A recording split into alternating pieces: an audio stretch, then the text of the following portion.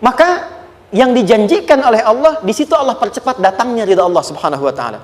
Kalau ridha Allah sudah datang, maka akan dua yang diberikan. Pertama kali, ketenangan di dalam jiwa, dan yang kedua, kemampuan untuk berikhtiar lebih baik mencapai apa yang diinginkan. Satu, kalau ridha Allah sudah diberikan pada seorang hamba, yang pertama diberikan ketenangan dalam jiwa. Bukan dunianya dulu. Bukan apa yang Anda ingin harapkan dulu. Pengen sesuatu, ya, pengen materi, pengen kedudukan, pengen lulus anaknya ujian, ya kan? Tiba-tiba terjadi sesuatu, diratapin, alih-alih meratap, alih-alih membuat status, alih-alih menyulitkan diri, kata Allah, terima dulu proporsional. Setelah itu dekatkan diri kepada Allah, turun ridha Allah. Begitu turun, yang pertama diberikan ketenangan kepada hati. Tenang dulu. Kalau sudah tenang, nanti dibimbing menyelesaikan apa yang sedang dihadapi itu. Itu poin yang ketiga. Pelan-pelan. 4. Kita masuk ke detail sekarang. Perhatikan baik-baik. Ini yang paling menarik. Alam yajidka yatiman fa'awa. Muhammad SAW, bukankah dulu engkau yatim? Punya banyak masalah? Aku selesaikan juga. Ayahmu meninggal sebelum lahir, ada ibu. Ibu meninggal, ada kakek. Kakek meninggal, ada paman. Ya kan? Ada teman yang menemani Sayyidah Khadijah, teman yang setia, semua kebutuhan tersedia. Artinya Pak, perhatikan baik-baik. Kalau Anda punya masalah sekarang, jangan sampai melupakan yang dulu-dulu pun pernah tuntas Allah selesaikan. Jadi kalau sekarang sedang punya persoalan, jangan sampai satu masalah ini membuat Anda kehilangan harapan dan kehidupan. Sementara Anda sadar, dulu pun banyak masalah kok selesai juga. Kenapa dengan yang satu ini kita harus jatuh? Sekarang usia berapa? 20, 30, 40, 50. Sekarang usia 50 tahun, ada masalah, baru 5 menit datang sudah merasa jatuh. Yang 50 tahun ke belakang yang banyak selesai itu kita nilai atau tidak? Maka kata Allah, seperti yang dulu pernah aku selesaikan ribuan masalah itu, yang sekarang pun mudah aku tuntaskan. Jelas? Nah, secara psikologi, orang-orang yang selalu bertindak seperti itu akan selalu punya harapan lebih tinggi untuk menyelesaikan persoalannya. Jadi kalau sedang punya masalah, pikirkan yang dulu juga selesai, masa yang sekarang nggak selesai. Itu prinsipnya. Secara psikologis demikian. Jelas ya? Oke. Wa wajadaka dhallan fahada. Muhammad, dulu engkau pernah mengalami melihat masyarakat banyak berbuat yang tidak baik, aku berikan petunjuk. Kuncinya fahada di situ. Orang yang punya motivasi kuat dan keyakinan untuk bisa menyelesaikan persoalannya, maka dia akan lebih cepat mendapatkan petunjuk Allah untuk mendapatkan solusi terbaik. Ada sini. Saya agak cepat ya, mohon izin. Wa wajadaka 'ailan fa'aghna. Bahkan, maaf, bukan sekedar selesai, kalau perlu saya bikin kaya, kata Allah. Aghna itu kalau ilmu, ilmunya luas. Kalau harta, hartanya banyak. Kalau kedudukan, kedudukannya tinggi. Hei, engkau yang sedang mengejar kedudukan, aku tahan sebentar karena ada yang nggak bagus untukmu di sini. Tapi kalau kamu terima, aku angkat itu lebih daripada apa yang kamu harapkan. Kamu pengennya bintang 2, aku naikkan sampai bintang 4. Kalau perlu 5 sekalian. Hei, kamu yang ingin kampus di sini, aku tahan. Bahasa kamu nggak lulus, kamu nangis, kamu mengadu, kamu datang pada orang tuamu. Orang tua mulai protes, mulai curhat, macam-macam. Terima dulu. Mungkin di sini ada yang tidak baik, seperti doa ibumu yang sering memohon, ya Allah, jangan sampai anakku berbuat yang salah. Jangan sampai terjebak narkoba. Jangan sampai terbawa tawuran. Di sini ada yang kurang tepat untukmu. Kalau kamu ridha, kamu terima, kamu proporsional, bahkan aku pindahkan ke kampus yang lebih baik yang tidak kamu bayangkan sebelumnya. Di orang-orang yang selalu menerima apa yang Allah ujikan dan ridha dengan itu, maka Allah akan angkat derajatnya bahkan melebihi ekspektasi dirinya. Paham? Kalau sudah seperti itu, maka lihat ujung ayatnya. Lihat ujung ayatnya. Fa'ammal yatima fala taqhar. Hei, maka jangan pelit berbagi kepada orang lain. Share. Kalau sudah sukses, share. Berbagi, bukan hanya materi, bagi ilmunya, ya, bagi kebahagiaannya. Wa ammas sa'ila fala tanhar. Jangan sampai nunggu orang minta. Kalau lihat ada kawan yang butuh, sekarang Anda sukses. Tapi boleh jadi kesuksesan Anda itu tangganya dari teman-teman Anda. Kalau sudah teraih ke atas, lihat lagi anak tangganya ke bawah. Ajak teman, jangan ditunggu minta. Ajak, bawa dia, berikan peluang. Jangan sampai dia minta, apalagi Anda bentak-bentak. Aku kan yang dulu bantu kamu. Jangan sampai keluar kata-kata itu. Kamu bisa naik di atas karena aku kan yang duluan tuh kamu. Kamu bisa jadi pemeran utama karena aku yang rekomendasikan. Karena aku yang dorong kamu, misal. Jangan sampai keluar kata-kata itu. Apalagi langsung keluar tidak. Ini karena ilmuku saja misalnya. Kalau itu bisa dilakukan dengan baik. Lihat ujungnya. Wa amma bi ni'mati rabbika fahaddits. Maka semua nikmat yang dirasakan akan mudah untuk diimplementasikan dan disyukuri. Jadi semua nikmat itu bukan cuma dirasakan. Jadi membagi semua nikmat itu adalah rasa terbaik untuk menikmatinya. Maaf ya, Anda kalau punya makanan, dimakan sendiri. Dengan dibagi sama-sama, kira-kira rasa nyamannya yang pertama atau yang kedua? Kedua. Makan sendiri, enaknya sendiri kan? Tapi ketika ada teman berbagi dan tahu, oh enak ya, nyaman ya, ada kebahagiaan, ada ngobrol, ada tertawa, ada kebersamaan, itulah inti nikmat yang sesungguhnya. Wa amma bi ni'mati rabbika, ternyata masalah yang diberikan bukan ingin memberikan beban, tapi ujungnya, endingnya supaya Anda bisa mendapatkan nikmat berkualitas yang bisa dibagi. Lihat surat Ad-Duha itu jangan cuma lihat awalnya, lihat ujungnya. Ternyata ketika seseorang mendapat masalah seberat apapun, itu bukan ingin membebani, tapi ingin meningkatkan kualitas hidupnya supaya mendapatkan nikmat yang lebih besar dan merasakan nikmatnya itu dengan berbagi. Itu poinnya. Jadi kalau sampai sini kita paham dan kita beri nama misalnya dengan fikih ujian, jadi kalau desain ujian ini sistematikanya kita pahami, maka tidak ada alasan untuk mengeluhkan persoalan. Jadi melihat masalah itu bukan sebagai beban, pada akhirnya melihatnya sebagai tangga untuk mencapai kebahagiaan. Jelas sampai sini? Baik, kalau sudah seperti ini ingin punya masalah atau tidak ingin punya masalah? Tidak. Ingat ya, jadi kalau anak pulang bawa masalah, dilihatnya jangan beban. Oh, Allah ingin menaikkan kualitas pada anak saya, yang dengan itu menjadikan ia mendapatkan nikmat yang belum pernah didapati. Kalau rumah tangga sedang ada masalah, jangan banyak diperseterukan, tapi direnungkan sejenak. Oh, Allah ingin meningkatkan kualitas rumah tangga ini, sehingga kita bisa mendapatkan nikmat yang tidak pernah didapati sebelumnya. Makanya nikmat berumah tangga itu yang terbesar, selalu bertambah ketika menyelesaikan masalah. Silahkan cek. Kalau sedang ada masalah berseteru kan, tapi setelah selesai kan jadi lebih nikmat ya. Ya, lebih senang lagi, lebih cair lagi, lebih bahagia lagi, lebih mendukung lagi. Ternyata ada nilai-nilai kebaikan yang tersimpan yang belum disadari sepenuhnya. Pertanyaannya, kadang-kadang mudah diucapkan tapi tidak mudah mempraktekkan.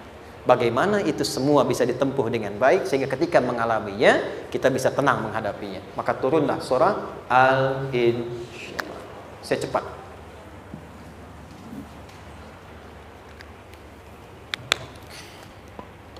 Teman-teman, ini apa? Kelas ya? Baik, pelan-pelan sedikit. Kira-kira volumenya besar kecil? Kecil ya? Baik. Kalau saya bandingkan dengan gayung, volumenya besar mana? Gayung ya? Baik. Kalau ini saya perlebar, sehingga bisa memasukkan apapun ke dalamnya, itu bahasa Arabnya disebut dengan insyirah namanya. Jelas? Meluaskan sesuatu sehingga terlihat lapang, sehingga memudahkan setiap hal masuk ke dalamnya. Itu insyirah namanya. Surah ini diberi nama dengan surah Al-Insyirah, yang berarti sesuatu yang lapang, yang tenang, yang nyaman.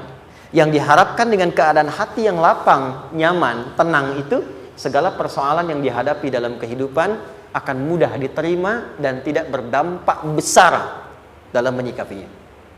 Maka bagaimana kemudian Allah memberikan turunan-turunan petunjuk supaya apa yang diharapkan ini bisa tercapai? Satu, izin mengilustrasikan, saya kasih cerita sebentar.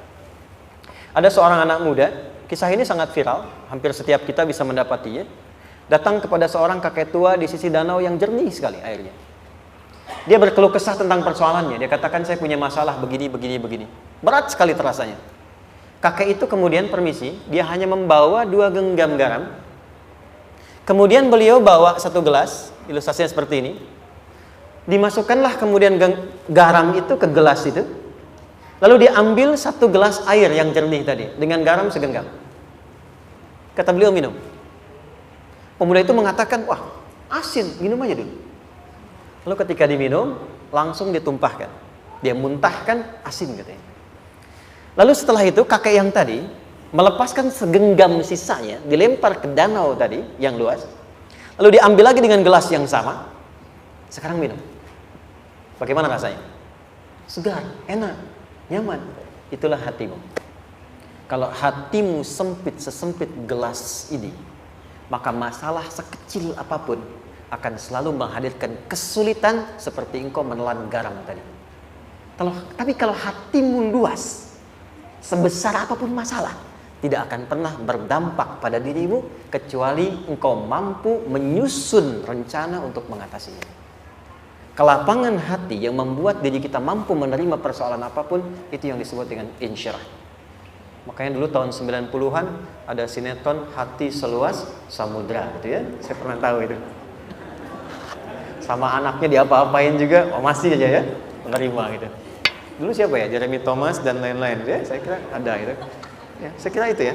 Saya pernah lihat sejenak ya. Saya jarang-jarang nonton itu. Pernah lihat aja. Saya senang riset.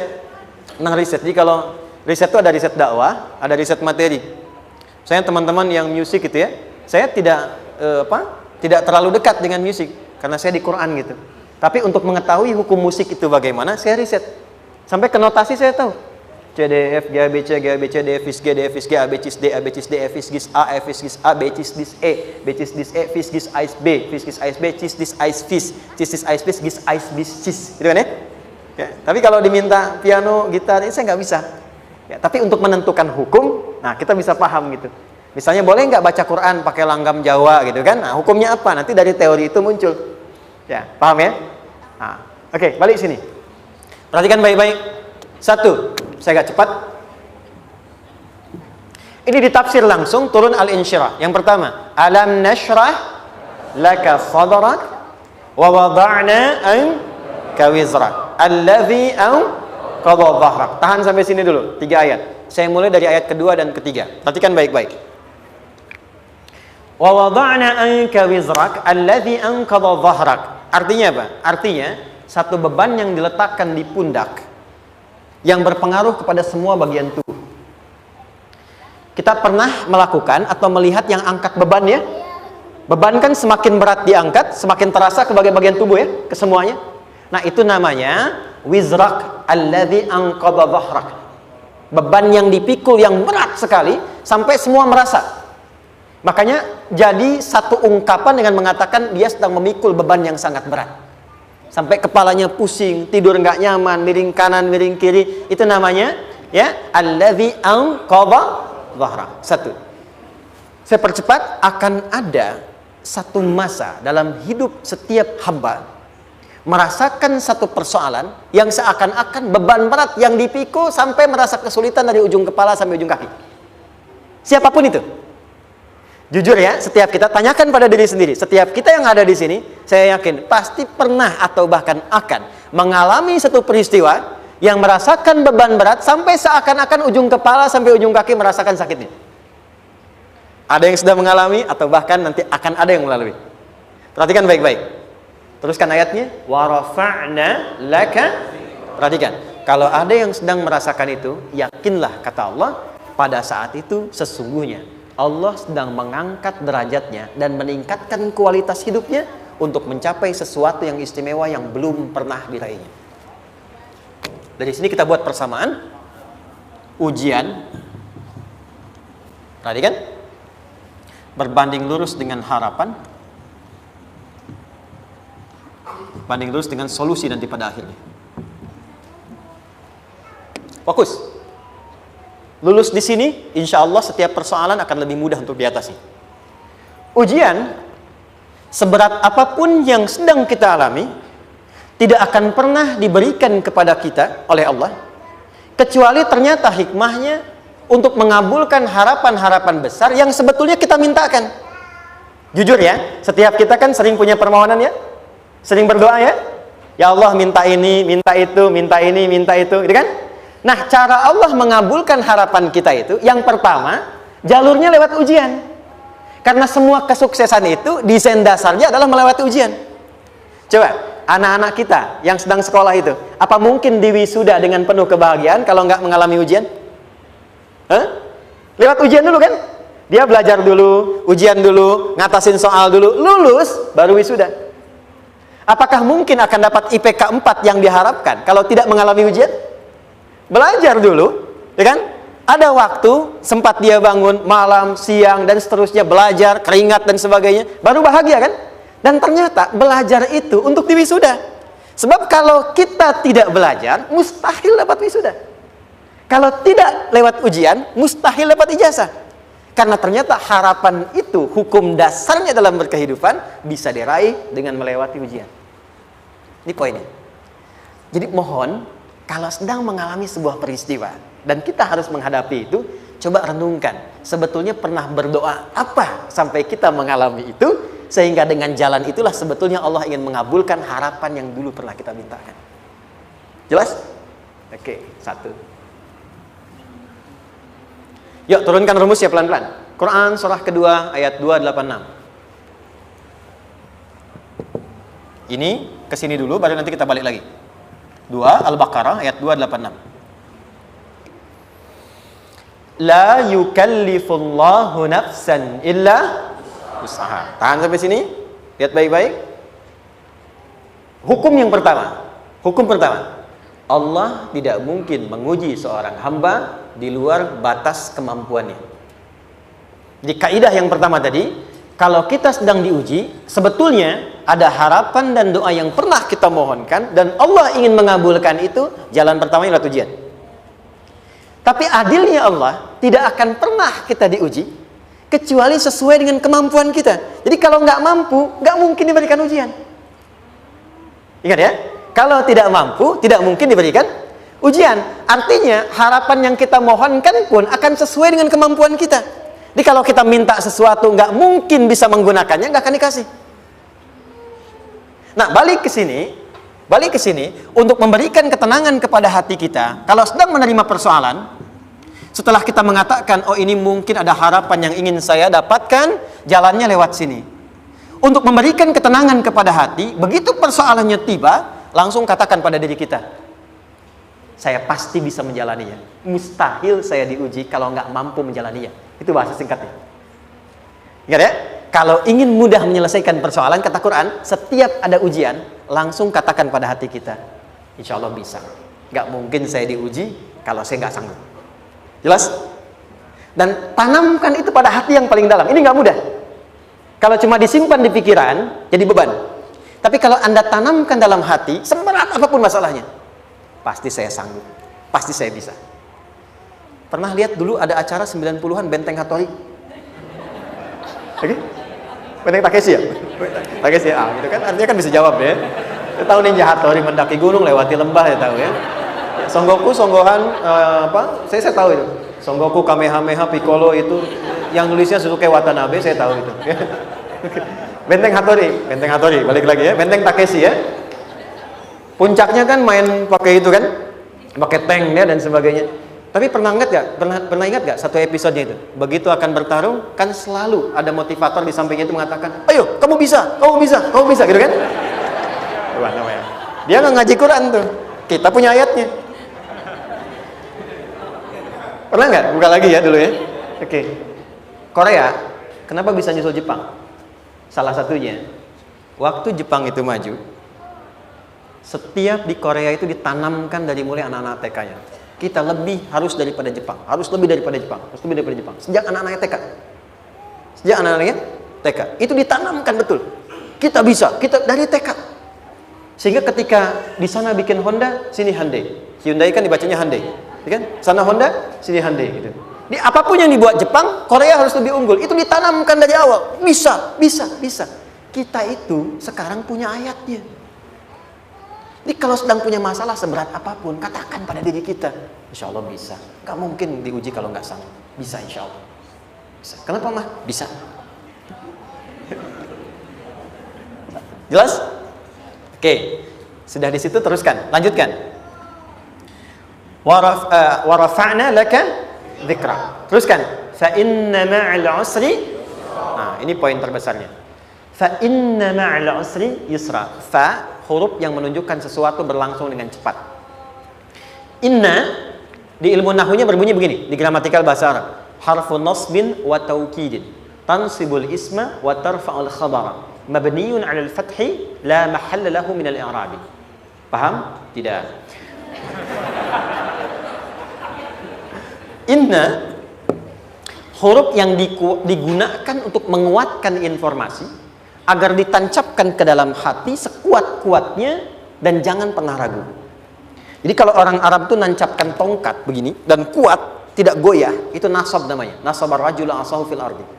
Inna ini harfu nasab. Jadi kalau ada di Quran dibuka informasinya dengan inna, maksudnya begini, hei, tancapkan informasi dalam hatimu dengan kuat, jangan pernah ragu. Yakinkan pada dirimu. Apa yang harus diyakinkan? Ma'al usri yusra. Inna ma'al usri yusra. Usrun sama dengan yusrun. Mari ke sini. Oke. Apa artinya usrun? Sulit. Oke. Sulit itu ada dua. Ada sa'bun, ada usrun. Kalau kesulitan yang relatif, kata si A sulit, si B mudah, itu sa'bun namanya. Contoh, kata si fulan bahasa Jepang susah. Padahal kata yang lain tidak. Saya ke Jepang, anak-anak kecil begini bisa bahasa Jepang gitu kan? Bagi mereka mudah gitu ya. Saking mudahnya gitu. Kata shiwa gitu. Anak-anak kecil, bagi mereka mudah, bagi kita belum tentu. Itu sa'bun. Innal lughatal yabaniyah sa'bah. Relatif. Tapi kalau kesulitan yang sifatnya mutlak, semua orang mengatakan sulit. Maaf, bawa mobil sulit atau mudah? Bukan mengendarai ya, bawa mobil, bawa. Sulit ya? Sulit ya? Baik, sepakat sulit semuanya. Nah, itu dalam bahasa Arab dikenal dengan usrun. Kesulitan yang semua sepakat bahwa itu susah. Sulit, semua sepakat. Dan ketika ada orang bicara, aku sedang punya masalah begini, semua mengatakan, wah itu nggak mudah, itu nggak mudah, itu usrun namanya. Lawannya, kemudahan yang relatif disebut sahlun. Tapi kemudahan yang semua sepakat bahwa itu mudah, itu yusrun namanya. Mengangkat spidol, semua mengatakan mudah, ringan. Itu yusrun namanya. Perhatikan, Allah tidak memasangkan sa'bun dengan sahlun, tapi memasangkan usrun dengan yusrun. Orang-orang yang punya keyakinan kuat, setiap persoalan itu akan selesai.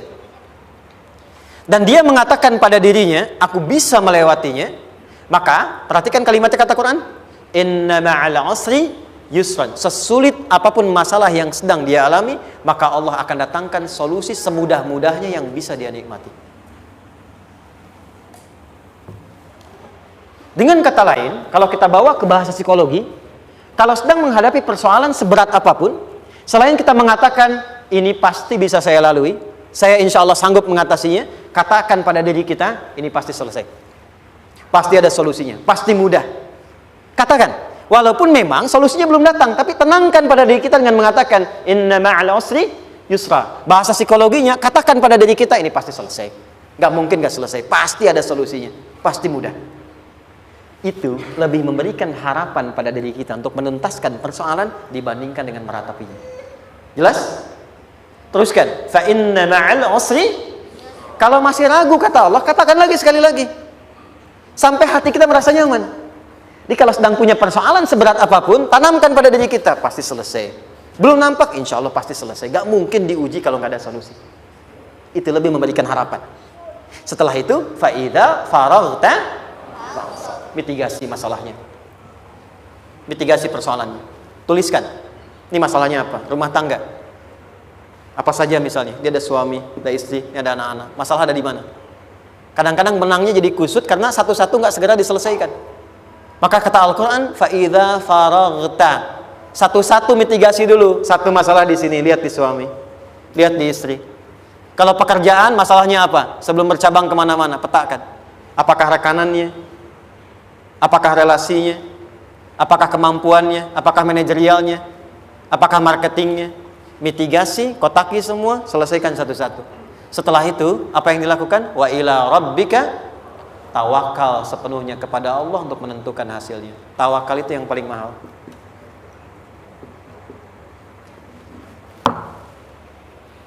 Anda kalau nggak punya kepasrahan, stres.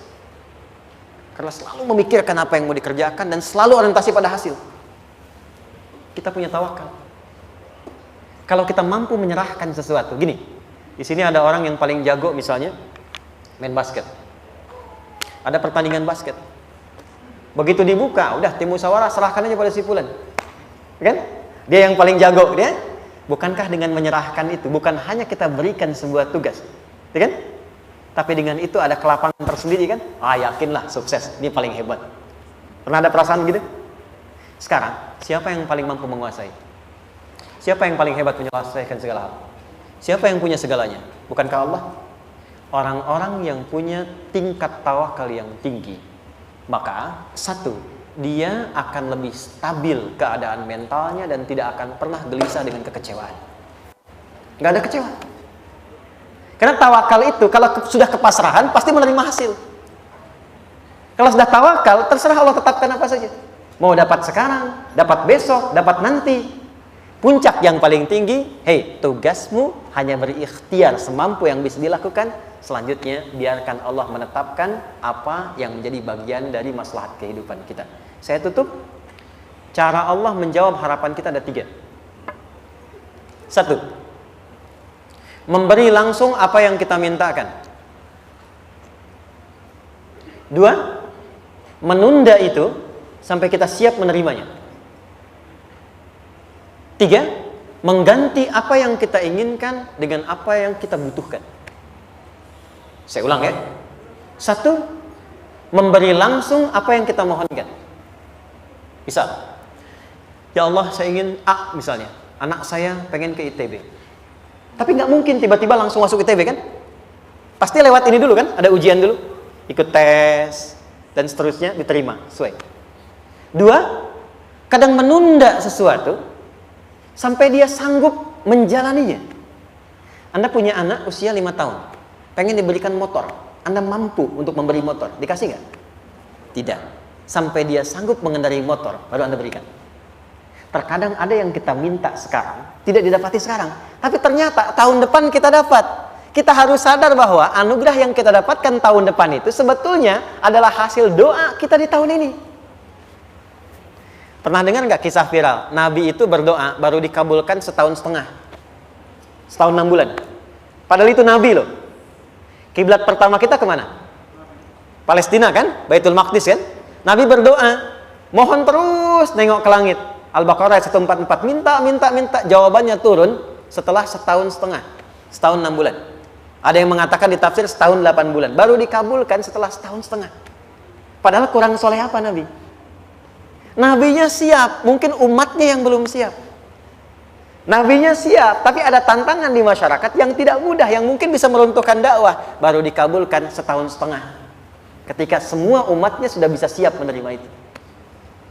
Boleh jadi apa yang diminta orang tua sekarang terkabulnya mungkin belasan puluhan tahun pada anaknya yang nomor sekian. Tahu Imam Syafi'i? Imam Syafi'i itu kan nama aslinya Muhammad, bapaknya Idris, kakek yang ke atas yang ketiga namanya Syafi'i.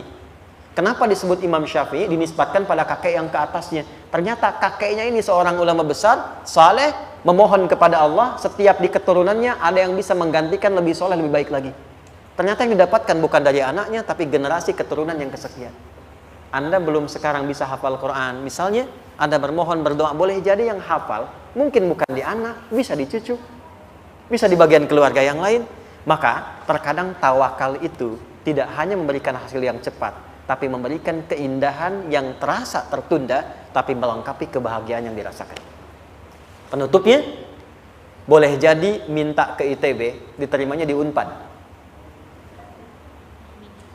Minta motor, dapatnya mobil. Kalau itu senang, luar biasa. Minta mobil, dapatnya motor, gitu kan? Ternyata kadang-kadang di sini yang terakhir, saya tutup, Allah mengabulkan apa yang kita butuhkan, bukan apa yang kita inginkan. Anak Anda sakit, dibawa ke dokter, kata dokter jangan dulu makan jeruk. Maka Anda pulang, dia minta jeruk, Anda berikan apel. Saya nggak mau apel mah, saya pengennya jeruk. Nggak apa-apa nah, ini apel rasa jeruk misalnya kan? Anda berikan. Ternyata apa? Bukan ingin menyakiti dan tidak mengabulkan keinginan anak, tapi lebih memberikan apa yang dia butuh. Kadang-kadang maaf ya, Teman-teman mintanya project A, udah capek di situ nggak dapat, dapatnya di yang lain. Teman-teman, itu Allah